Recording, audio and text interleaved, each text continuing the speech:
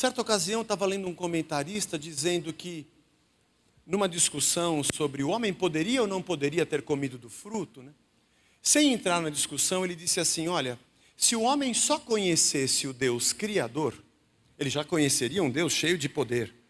E já se sentiria bem pequeno perto de todo o poder daquele que cria. Mas pelo fato dele ter pecado e Deus ter morrido por ele, ele conheceu um pouco mais de Deus tendo pecado. Ele conheceu, além do Criador, o misericordioso, o compassivo, o sacrifício em prol daqueles que não mereceriam. Apesar de terrível a queda humana, mas ela nos ajuda, antagonicamente, a conhecer um pouco mais sobre Deus. Eu te conhecia porque o Senhor é o Todo-Poderoso Criador, mas quando eu te ofendi e morri, eu conheci um outro lado teu, que é o teu amor e a tua misericórdia, o teu sacrifício e a tua graça. E diz o texto que ele habitou entre nós. Habitou entre nós. João escolhe o verbo skeno. É o que eles usam na Septuaginta, quando traduziram do hebraico para o grego o Antigo Testamento. Depois de Êxodo 25, você vai lendo a ordem de Deus para se construir o tabernáculo. Skeno é montar uma tenda.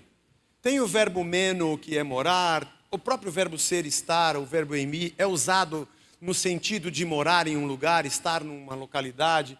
Mas ele usa esse, mais ou menos assim, ele acampou entre nós, mas usando a figura do tabernáculo.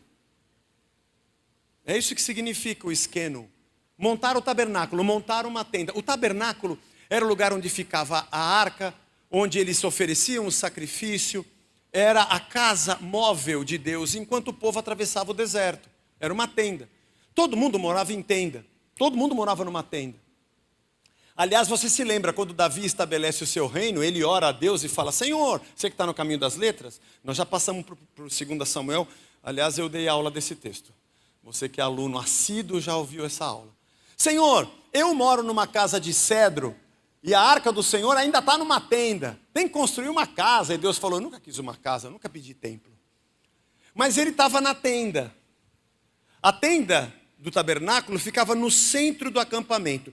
E as 12 tribos se acampavam em torno da tenda. A tenda era o centro da vida daquele povo que era nômade e caminhava no deserto.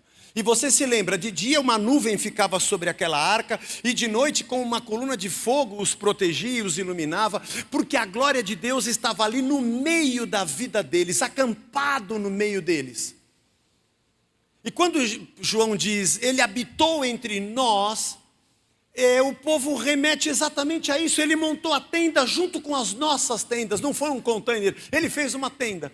Ele veio morar no nosso meio, ele andou na nossa vida, ele percorreu a nossa agonia, ele viveu nessa carne, e ele viveu como um segundo Adão, para morrer pela vontade de Deus. Isso é doido, porque lá no primeiro jardim, o Éden, Deus falou para Adão, me obedeça e você vai viver, e ele preferiu desobedecer. Mas no segundo jardim, que é o Getsemane, o segundo Adão, que era Jesus, Deus diz a ele, se você me obedecer, você vai para a cruz e vai morrer. E ele disse, eu vou obedecer. O primeiro, se obedecesse, viveria, mas preferiu desobedecer. O segundo, se obedecesse, morreria.